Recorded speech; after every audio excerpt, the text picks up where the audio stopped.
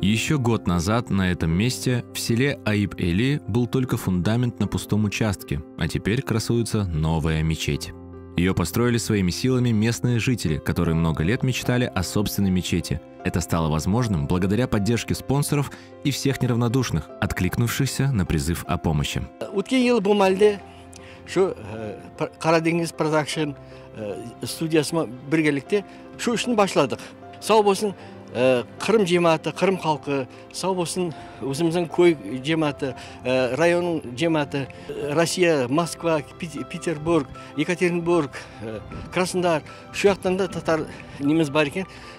Халкыбыз ана шу жактан пара берип, бек балабан жардам эттилер. Биздин милдет сак болсун.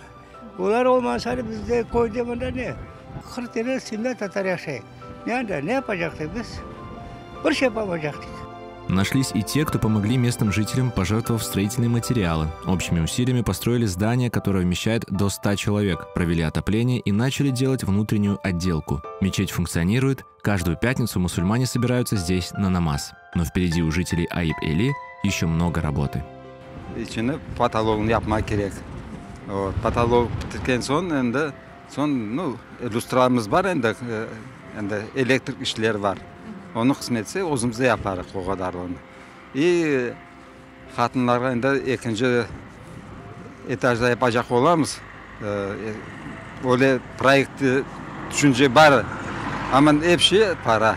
В планах у местных мусульман облагородить двор мечети. На все эти работы необходимы средства, а жители Айып-Эли вновь обращаются за поддержкой ко всем неравнодушным.